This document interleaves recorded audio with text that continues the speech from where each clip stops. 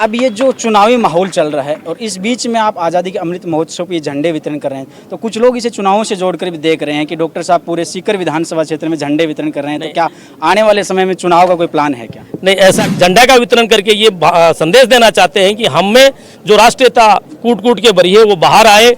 हम लोग सब ये समझें कि भारत हमारा देश है, हम भारतीय हैं, न हम जाति में बंटे हैं, न धर्म में बंटे हैं, ना किसी और तरह की किसी पार्टी संप्रदाय में बंटे हैं।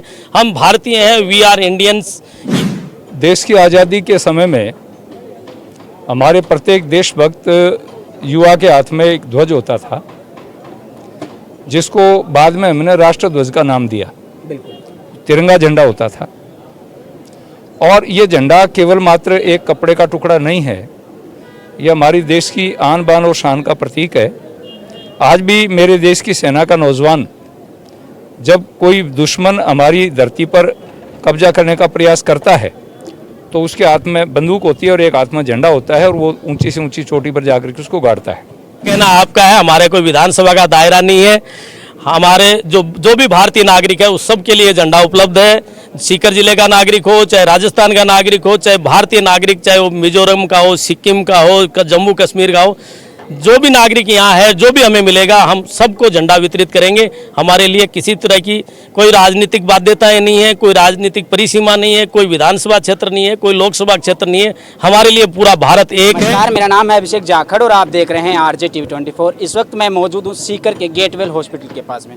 आज हमारे साथ खास मेहमान हैं BL रणवा साहब, जो कि सीकर जिले के पूरे विधानसभा क्षेत्र में लगभग 25,000 झंडे वितरण करेंगे। और सांसद महोदय साहब भी हैं, इनसे जानते हैं कि इस जो झंडा वितरण का कार्यक्रम है इसके पीछे पर्पज क्या है। नमस्कार सर, आपका आरजे टीवी 24 स्वागत है। नमस्कार तो सबसे पहले तो आज जो ये कार्यक्रम हुआ है और झंडा वितरण किए जा रहे हैं पूरे सीकर विधानसभा क्षेत्र में, इसका क्या मोटो है? एक तो देश की आज़ादी के समय में हमारे प्रत्येक देशभक्त युवा के हाथ में एक ध्वज होता था, जिसको बाद में हमने राष्ट्र ध्वज का नाम दिया। तिरंगा झंडा होता था और ये झंडा केवल मात्र एक कपड़े का टुकड़ा नहीं है, ये हमारी देश की आन बान और शान का प्रतीक है।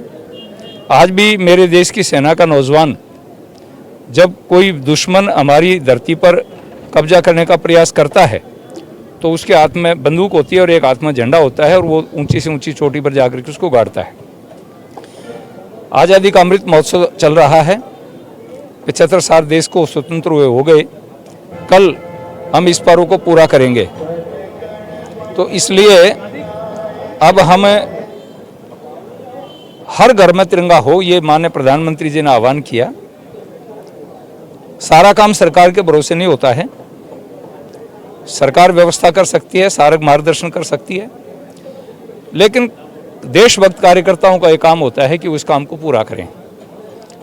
सीकर में डॉक्टर BL रणवा, जिनका कोरोना काल में भी बहुत बड़ा योगदान रहा, और अब भी इन्होंने मुझे 2 दिन पहले ही सूचना दी कि स्वामी जी मैं 25,000 ध्वज घर घर पहुंचाना चाहता हूं और चाहता हूं कि आपके हाथों से उसका प्रारंभ हो। तो ये बहुत बड़ी बात है। 25,000 घरों पर झंडा रणवा साहब की तरफ से लगेगा।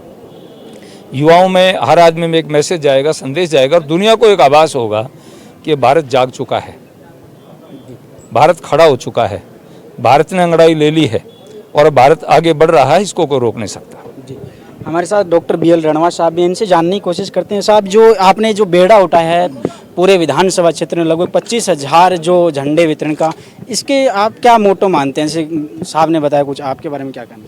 देखो, जैसे ही मेरे को पता लगा कि इस बार भी इस तरह का है कि अपन हर घर में झंडा लगाएंगे, ऐसा माननीय प्रधानमंत्री जी का आह्वान है, मुझे लगा कि झंडों की काफ़ी कमी है। हर जगह से फ़ोन आ रहे थे कि हमारे पास झंडे नहीं है, झंडे उपलब्ध करवाओ। हमें भी ये झंडे बड़े मुश्किल से हमने दिल्ली से अरेंज किए हैं, कुछ लुधियाना से मंगवाए हैं, कुछ और जगह से भी आने हैं, हमारे शाम तक आएंगे। तो हमें ये लगा कि सब जगह झंडे सबको नहीं मिल रहे हैं। कुछ जगह ये प्रॉब्लम भी है कि हर आदमी खरीद के लगाने में असमर्थ है। तो हम ये चाहते हैं कि भाई जो भी जब देशभक्त सारे झंडे लगाने को तैयार हैं और सारे लोग हमें फ़ोन कर रहे हैं, स्वामी जी के पास भी फ़ोन आ रहे थे और लोगों का भी समाचार आया कि इस तरह की बात है कि झंडों का वितरण हो और किसी के हाथ में झंडा चला जाए तो वो पक्का इस झंडे का स्वागत भी करेगा, उसका आदर भी करेगा और उसका सम्मान भी रखेगा और उसमें देशभक्ति की भावना और ज़्यादा कठोरता से और ज़्यादा निष्ठापूर्ण वो देशभक्ति की भावना में बहेगा। तो हम चाहते हैं कि पूरा देश, जैसे कि स्वामी जी कह रहे थे कि मैंने 62 देशों का दौरा किया है, मैं भी फक्र के साथ कह सकता हूं कि मैंने 75 देशों का दौरा किया है और उन देशों में देखा है कि राष्ट्रीयता की भावना है।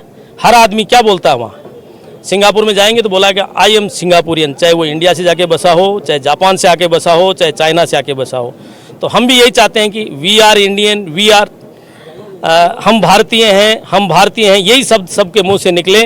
ये भावना सब में कूट कूट के भरी है, लेकिन उसके बाहर आने की ज़रूरत है। बाहर निकालने के लिए उत्प्रेरक की ज़रूरत होती है। जैसा कि हम लोग केमिस्ट्री पढ़ते हैं, उसमें उत्प्रेरक एक वर्ड आता है कि कोई क्रिया उत्प्रेरक के बिना अधूरी रहती है। तो हम तो उत्प्रेरक का काम करना चाहते हैं, लोगों को जगाना चाहते हैं। मैं लगभग 20 से 25 संस्थाओं से, सामाजिक संस्थाओं से सीकर में जुड़ा हुआ हूँ। सब जगह हमारा उद्देश्य सेवा का है, लेकिन सेवा में उद्देश्य मूल रहता है कि लोगों को कैसे उत्साहित किया जाए, कैसे लोगों में ये भावना पैदा की जाए। जैसे मान लो हम लोग क्या करते हैं, जैसे लायंस क्लब में हम रिफ्लेक्टर वितरित करते हैं। कितने करते हैं? 50 कर सकते हैं, 100 कर सकते हैं, लेकिन उसका मूल उद्देश्य ये है कि लोगों में ये जागरूकता है कि रिफ्लेक्टर का महत्व है। इसी तरह हम झंडा का वितरण करके ये संदेश देना चाहते हैं कि हम में जो राष्ट्रीयता कूट कूट के भरी है वो बाहर आए। हम लोग सब ये समझें कि भारत हमारा देश है, हम भारतीय हैं, न हम जाति में बटे हैं, न धर्म में बटे हैं, ना किसी और तरह की किसी पार्टी संप्रदाय में बटे हैं। हम भारतीय हैं, वी आर इंडियंस, ये स्लोगन रहे। इसके लिए हमने झंडा जी, एक चीज़ जानना चाहूँगा कि आप जो 25,000 झंडे वितरण कर रहे हैं, आज़ादी का अमृत महोत्सव चल रहा है, लेकिन सबसे बड़ी बात दिक्कत यहाँ आती है कि जब अपन झंडे देते हैं, लेकिन उसके बाद भी कहीं ना कहीं अपन देखते हैं कि कहीं सड़कों पे फ्लैग है वो गिरे हुए रहते हैं। तो उनके लिए ऐसा कोई आपने कोई सिस्टम किया हो कि ताकि उनका अपमान ना हो, देश का सम्मान हो, ऊपर रह झंडा? मीडिया के माध्यम से हम भी कहना चाहेंगे, आप भी हर समय लोगों को जागरूक करते हैं कि भारतीय झंडा किसी भी रूप में अपमानित नहीं हो। हालांकि ये जो झंडा है, हमारे हाथ में जो झंडा है, इस पे वो नियम लागू नहीं होते हैं जो राष्ट्रीय मूल झंडे पे लागू होते हैं। लेकिन इस झंडे का भी हम उसी तरह से सम्मान करें जिस तरह से अपन मूल झंडे का सम्मान करते हैं। जो फिक्स साइज का अपना झंडा है, उसके प्रोटोकॉल्स हैं, उसके नियम हैं, उसको कब रात में नहीं लहराना चाहिए, किस बिल्डिंग पे रात में भी लहराया जा सकता है, ये बिल्कुल प्रोटोकॉल बना हुआ है।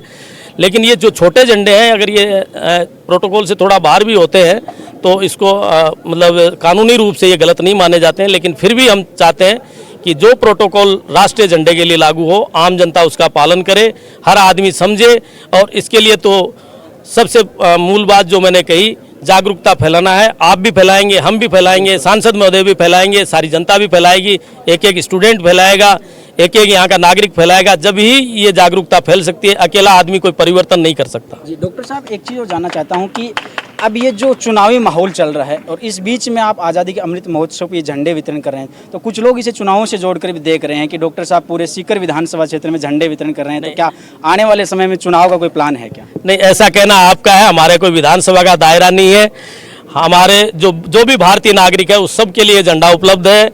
सीकर जिले का नागरिक हो, चाहे राजस्थान का नागरिक हो, चाहे भारतीय नागरिक, चाहे वो मिजोरम का हो, सिक्किम का हो, जम्मू कश्मीर का हो, जो भी नागरिक यहाँ है, जो भी हमें मिलेगा, हम सबको झंडा वितरित करेंगे। हमारे लिए किसी तरह की कोई राजनीतिक बाध्यताएं नहीं है, कोई राजनीतिक परिसीमा नहीं है, कोई विधानसभा क्षेत्र नहीं है, कोई लोकसभा क्षेत्र नहीं है। हमारे लिए पूरा भारत एक है और किसी भी आदमी को हर चीज़ को राजनीतिक एंगल से नहीं देखना चाहिए। सांसद महोदय पूरे सीकर जिले के सांसद हैं, किसी बीजेपी के या किसी विशेष पार्टी के सांसद नहीं हैं, ये पूरे जिले के सांसद हैं।